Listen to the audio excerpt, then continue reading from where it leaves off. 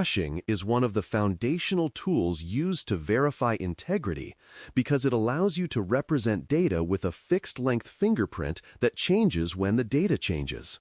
Instead of protecting secrecy, hashing focuses on answering a different question. Has something been altered since the last time I trusted it? This distinction is important because many security failures involve silent modification rather than unauthorized disclosure. A hash gives you a compact summary of data that can be stored, transmitted, or compared efficiently without needing to keep multiple copies of the original content. When used correctly, hashing provides a simple but powerful way to detect tampering across files, messages, records, and credentials. Before we continue, a quick note. This audio course is a companion to the CISS books. The first book is about the exam and provides detailed information on how to pass it best. The second book is a Kindle-only ebook that contains 1,000 flashcards that can be used on your mobile device or Kindle. Check them both out at cyberauthor.me in the Bare Metal Study Guide series. A hash function takes input of arbitrary length and maps it deterministically to a digest of fixed length. Deterministic means that the same input will always produce the same digest, regardless of where or when the function is executed. This property is essential because integrity checking depends on being able to recompute the hash later and compare it to a previously trusted value. At the same time, the digest length is fixed, which means that very large inputs can be summarized into a manageable value. Hash functions are designed so that this mapping is efficient to compute but difficult to reverse or manipulate. This combination of predictability and asymmetry is what makes hashing useful for security rather than just for data indexing. A critical property of a secure hash function is that a small change in the input should cause a large, unpredictable change in the output digest. This behavior is often referred to as the avalanche effect, and it ensures that even minor modifications are immediately visible. Changing a single bit in the input should result in a digest that looks completely unrelated to the previous one. Without this property, attackers could make targeted changes that preserve most of the digest, making tampering harder to detect. The avalanche effect also prevents attackers from inferring relationships between similar inputs by comparing their digests. In practice, this property makes hashes reliable indicators of integrity rather than approximate checksums. Collision resistance is another core requirement because it reduces the likelihood that two different inputs produce the same digest. Since the output space of a hash function is finite, collisions are theoretically unavoidable, but a secure hash makes finding them computationally impractical. If collisions are easy to generate, attackers can substitute malicious content that produces the same digest as trusted content. This undermines integrity checking because the hash comparison no longer proves that the original data is intact. Collision resistance therefore directly affects whether hashes can be trusted as identifiers and integrity checks. When collision attacks become practical, the hash function can no longer serve its security purpose safely. Pre-image resistance addresses a different threat by making it difficult to reconstruct the original input from a given digest. Given only the hash value, an attacker should not be able to determine what input produced it within a feasible amount of time. This property matters because hashes are often stored or transmitted openly, such as in integrity manifests, password databases, or digital signatures. If an attacker could reverse a hash efficiently, they could recover sensitive inputs even without direct access to the protected data. Pre-image resistance ensures that hashes do not leak meaningful information about the underlying content. Together with collision resistance, it makes hashes safe to use as public integrity markers.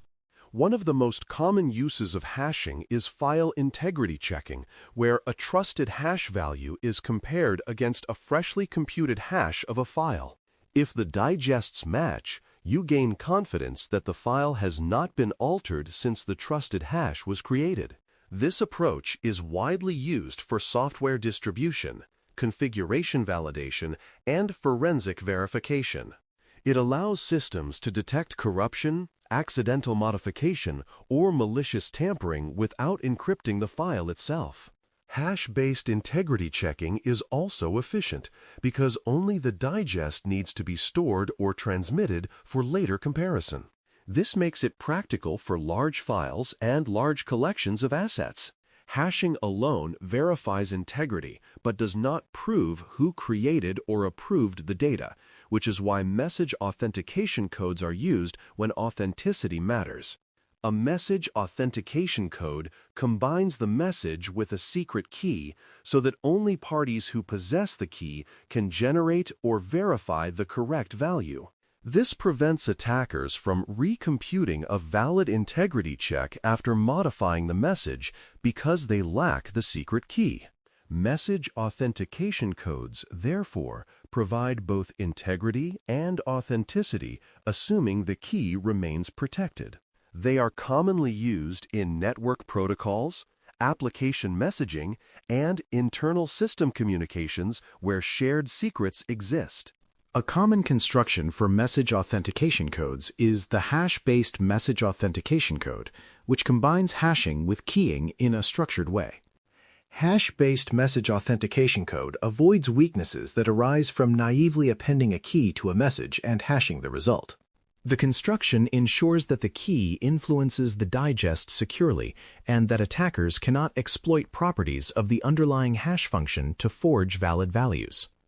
Hash-based message authentication code is widely adopted because it is efficient, well-studied, and resistant to many known attack techniques. Its security depends on both the strength of the hash function and the secrecy of the key. When implemented correctly, it provides strong protection against message tampering. Digital signatures also rely on hashing, particularly because asymmetric cryptographic operations are expensive on large inputs. Instead of signing an entire message directly, the system computes a hash of the message and signs the hash. This approach preserves integrity because any change to the message changes the hash, which invalidates the signature. It also improves performance because signing a fixed-length digest is far more efficient than signing an arbitrarily large message. Hashing, therefore, acts as the bridge between large data and asymmetric signature algorithms. Without hashing, digital signatures would be far less practical for real-world use. Password storage is another area where hashing plays a critical role, because storing passwords directly would be catastrophic if the storage were compromised. Instead, systems store hashes of passwords so that the original password is never retained in recoverable form. When a user authenticates, the provided password is hashed and compared to the stored digest. Salting is added to this process by combining the password with a unique random value before hashing, which prevents attackers from using pre-computed tables to reverse large numbers of hashes. This design ensures that identical passwords do not produce identical digests across users. Hashing, therefore, reduces the blast radius of credential compromise, even though it does not eliminate risk entirely. Key stretching extends password hashing by deliberately increasing the computational cost of each hash operation. Instead of hashing the input once, key stretching applies the hash function repeatedly or uses specialized constructions designed to consume time and memory. This makes brute force guessing attacks more expensive because each guess requires significantly more work. Key stretching is especially important for passwords because users tend to choose weak or predictable values. By increasing the cost per attempt, defenders reduce the feasibility of large-scale offline attacks, even when hashes are stolen. The trade-off is increased processing time during legitimate authentication, which must be balanced against usability requirements. Hash chains are another integrity mechanism that links records together so that changes become detectable across a sequence. In a hash chain, Each record includes a hash of the previous record, creating a dependency that propagates forward. If an attacker alters an earlier record, all subsequent hashes become invalid unless they are recomputed. This makes tampering visible and significantly increases the effort required to alter history without detection. Hash chains are used in logging, auditing, and record-keeping systems where chronological integrity matters. They provide a lightweight way to enforce order and detect unauthorized modification over time. Weak hash functions become dangerous when collision attacks or pre-image attacks become practical because the assumptions that made them safe no longer hold. When attackers can deliberately generate collisions, they can create malicious content that matches the digest of trusted content. When pre-image attacks improve, hashes leak more information about their inputs. This transition from theoretical weakness to practical exploitability is what drives the retirement of older hash algorithms. Systems that continue using weak hashes often do so unknowingly because everything still appears to function correctly. Recognizing when a hash is no longer fit for security use is therefore an essential part of cryptographic lifecycle management. Hashing supports integrity, authenticity, and safer password handling by providing a mathematical foundation for detecting change and protecting secrets indirectly. Whether verifying files, authenticating messages, signing data, or storing credentials, hashing enables security properties that would otherwise be difficult to achieve efficiently. Its effectiveness depends on properties like collision resistance, pre-image resistance, and strong randomness, as well as correct integration into larger systems. Weak hashes and improper usage can undermine these benefits, which is why continuous review and algorithm agility matter. When hashing is understood as a core integrity mechanism rather than a simple checksum, it becomes a reliable building block for secure systems. Thanks for listening. For more audio courses, daily newsletters, and more, please visit baremetalcyber.com.